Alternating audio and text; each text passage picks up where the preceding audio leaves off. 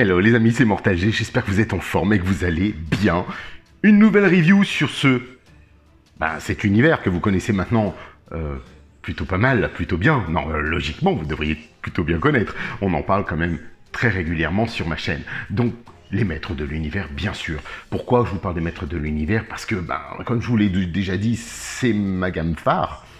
Parmi bien d'autres que je vous ai déjà présentés, et je vous invite à revoir les reviews, puisque beaucoup me disent, mais il n'y a que des maîtres de l'univers.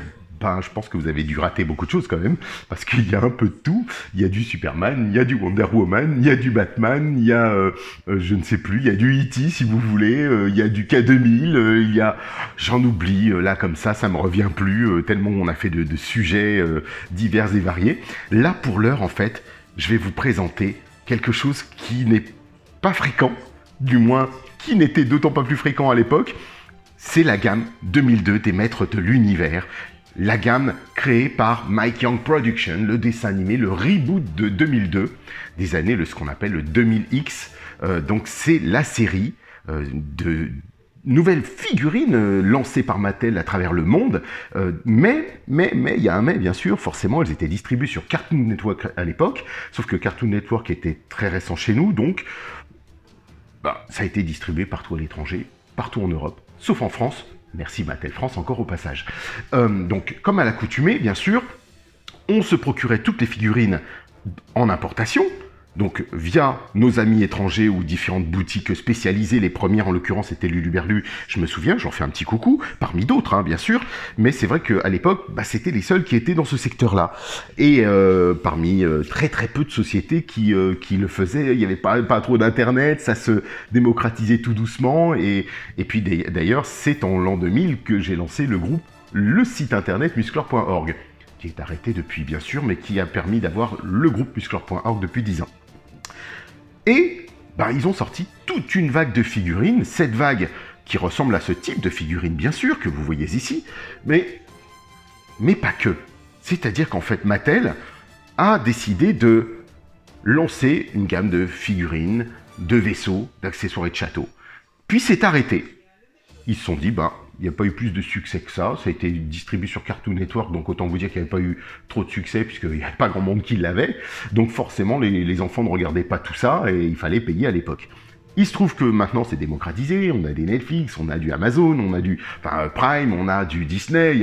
C'est tellement ouvert que, bien sûr, tout le monde voit tout. Mais à l'époque, ce n'était pas le cas, en 2002.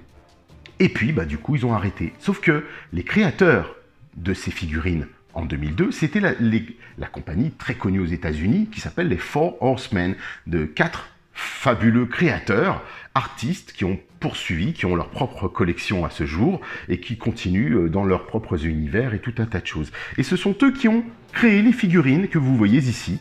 Les Four Horsemen ont lancé la gamme des maîtres de l'univers avec Mattel, Reboot, et puis Mattel a dit stop, on arrête tout. Sauf que les Four Horsemen, ils se sont dit, oui, mais nous on avait encore Mantenna, Puantor, Furilang, Hordak, plein d'autres figurines qu'on voulait voir sorties, articulées.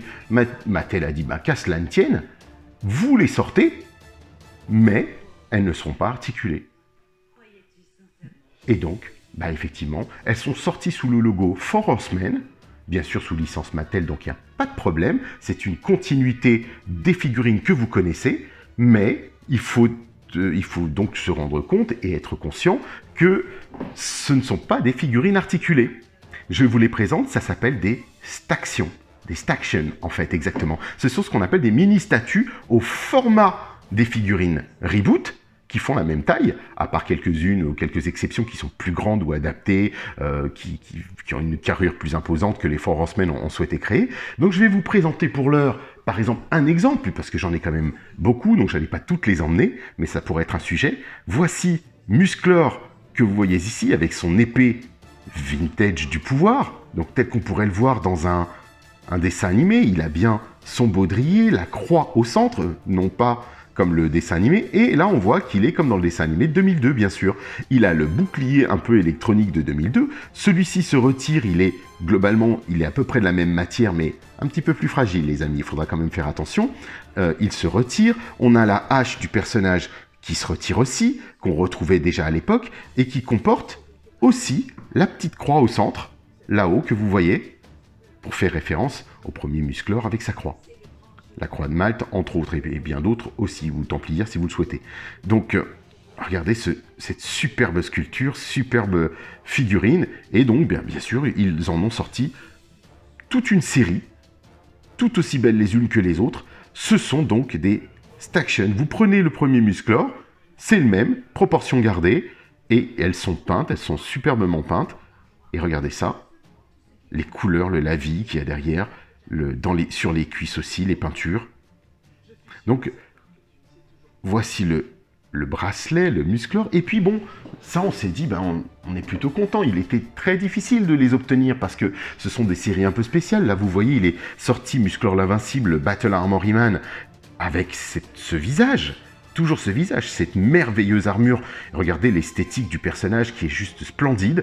Et puis, l'épée du pouvoir, la fameuse épée électronique, dont Mattel a réécrit une histoire après, et cette fois-ci sa hache. Donc là, on le voit avec cette épée électronique et non pas l'épée que je vous ai montrée précédemment.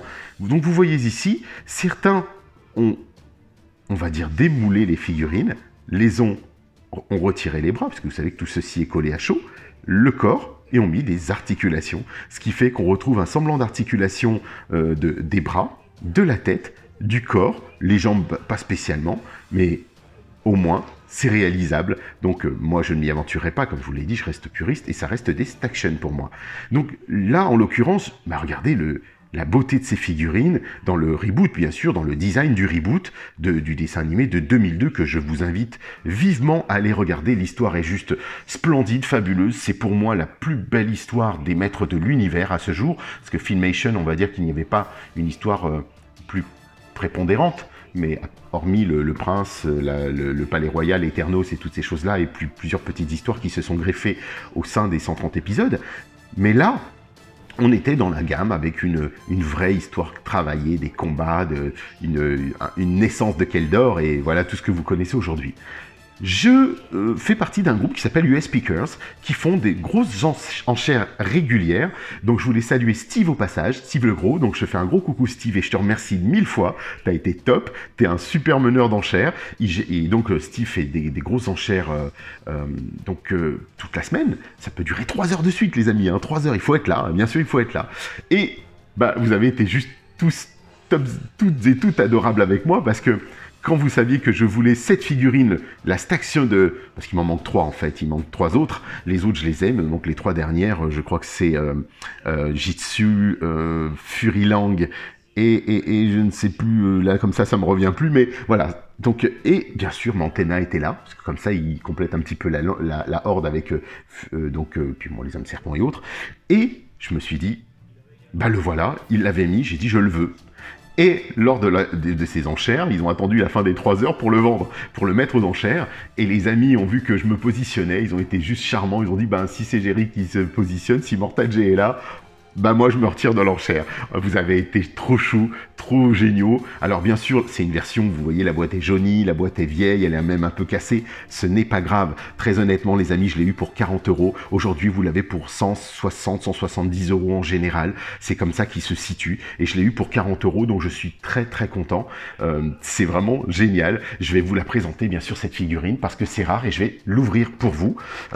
Parce que depuis les années 2002, donc ça fait 20 ans, les amis, bien sûr. 20 ans, et regardez la boîte, comme je vous le disais, elle est jaunie, elle est un peu cassée, mais ça c'est pas grave parce que je ne garde pas les blisters, vous le savez, je garde les cartes.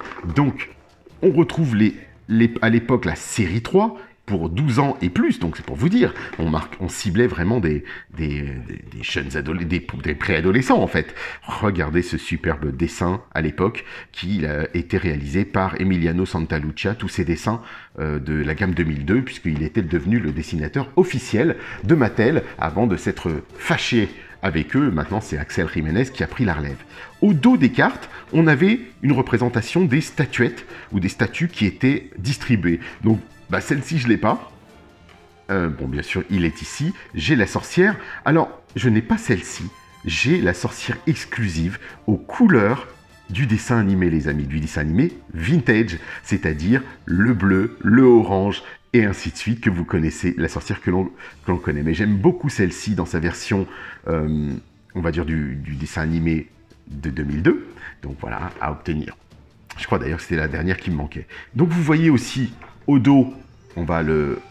Voilà, donc effectivement, Mantenna Illustration by Emiliano Santalucia et Val Staples bien sûr, qui travaille, qui est un administrateur de musclor.org. C'est d'ailleurs lui qui avait créé ce site avec tout un conglomérat de copains. Regardez-moi ce super design, cette photo, ce dessin qu'on retrouve sur toutes les cartes au dos des stations.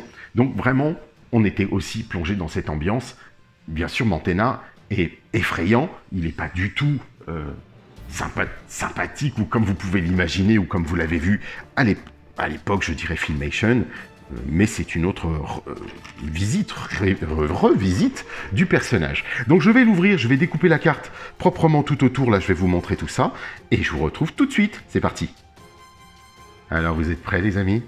Avec un petit peu de révélation derrière, on attend la suite, hein. Là je suis en train de travailler avec les amis sur non pas... Alors je tiens à m'excuser parce que Frédéric Rock, que je salue, à qui je fais un petit coucou, qui est donc le représentant de la société qui travaille avec Netflix sur l'adaptation française et non pas la traduction française, parce qu'il y a un très très gros travail de mise en, je dirais, en corrélation entre la bouche, les lèvres, l'adaptation du dessin, des textes, du contexte et tout un tas de choses. Il y a une grosse adaptation en français, bien sûr. Donc voilà, il fallait le signaler pour cette équipe. Et donc Frédéric, je te salue au passage. Et voici notre Mantenna. Alors j'espère qu'il a pas de soucis, pas de défaut. Je vais retirer ce musclor qui a tendance à vouloir tomber. Donc comme je vous le disais, vous voyez la carte. Moi, je garde toutes ces cartes précieusement. Je les trouve très jolies. Donc... voilà, elle mérite d'être là et sera dans ma petite collection comme des beaux dessins. Ici, on a Mantenna qui est juste magnifique. Regardez ce visage, cette tête effrayante. On est tout à fait dans le design de 2002, hein, les amis. Hein. C'est ce qui a fait que vraiment on était quand même plutôt gâtés, je trouve, sur ce style de dessin. Le dessin animé, même dans le dessin animé, Mantenna ressemblait à ça. Donc c'est vrai que si vous ne l'avez pas vu, je pense qu'il faut vraiment foncer, regarder ça. Alors je vais faire très attention parce qu'il faut savoir que cette gamme de figurines, excusez-moi pour les petits bruits, mais ces gammes de figurines, ce sont des statuettes, les amis. Donc qui dit statuette dit fragilité et fragilisé dans le temps certainement. Vous voyez que il faut faire très très attention. Par exemple, Hordak, ses appendices, ses objets comme ceci se sont cassés, coupés. C'est vraiment de la matière de type un peu résine. Certains sont plus en plastique. Là, on est dans la résine. Hein. Donc, il faut faire très attention. Mais vous voyez déjà le design de l'arme.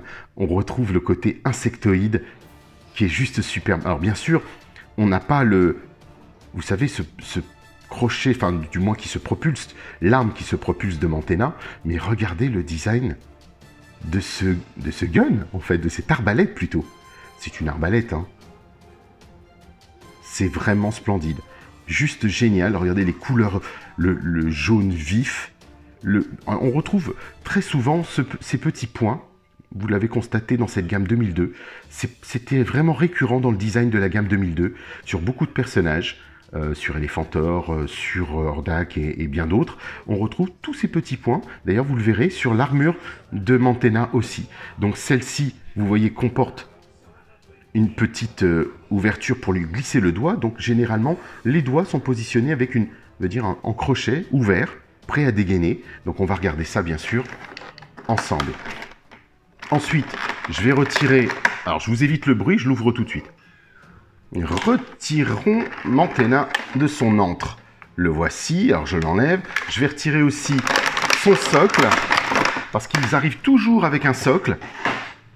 Un socle très électronique, que l'on retrouvait un petit peu d'ailleurs dans le design, dans l'épée électronique. Donc chaque figurine des Staction arrivait avec ce type de socle, que vous voyez ici, creux au-dessous. Donc vous voyez, c'est toujours écrit Mattel. Mattel Incorporation, donc, Inc. Et là, on a des statuettes de la société NECA. Parce que c'est vrai, je ne vous en ai pas parlé, c'est quand même NECA qui est derrière. Donc, c'est très, très, très sympa, avec une sculpture des Four Horsemen. Sous logo Four Horsemen, bien sûr. Hein. Regardez cette figurine. Effrayant. Il est vraiment effrayant. Vous voyez un petit peu les oreilles?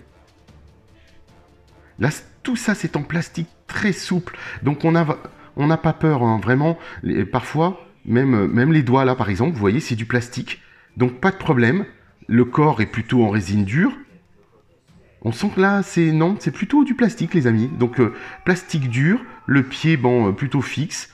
Mais là, on a quelque chose qui se plie, donc pas de crainte de l'abîmer. Donc ça, déjà, c'est un vrai plaisir. Oui, c'est du plastique dur, donc ça, c'est plutôt bien.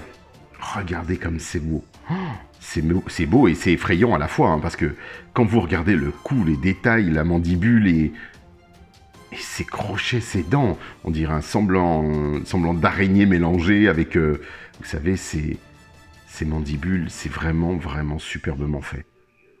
Regardez le détail des oreilles. Alors, il y a un shading, il y a du noir aussi, hein, la vie de noir, un brossage de noir, pardon. Donc, autant que vous retrouvez sur les... Regardez l'épaule, ici, vraiment super sympa. Vous voyez les petits points dont je vous ai parlé, les petits points blancs, les petits points métalliques qu'on retrouve sur la sculpture de l'armure, comme si c'était des petits clous métalliques qui fixaient les armures de métal. C'est vraiment splendide, vraiment, waouh. Très très joli, vraiment du même acabit que l'ensemble de la collection, bien sûr, hein. C'était une très belle gamme, mais bon, qui s'est arrêté trop tôt. Ils ont fait trop de Musclor, trop de Skeletor, et ce qui fait qu'ils ont un petit peu oublié les autres. Et les fans ont boudé, puisqu'il y avait trop de figurines de Musclor avec des fonctionnalités toutes diverses et variées. Je les ai toutes, donc bon, voilà, je peux en parler sans aucun souci. Donc le bras, vous voyez, se plie, se bouge, donc il n'y a pas de risque de casser, pas peur de casser quoi que ce soit. Il peut se détacher éventuellement. Les jambes, elles aussi, semblent aller vers dans ce sens-là, donc vraiment plutôt bien. Regardez-moi ça. Les excroissances au niveau des genoux.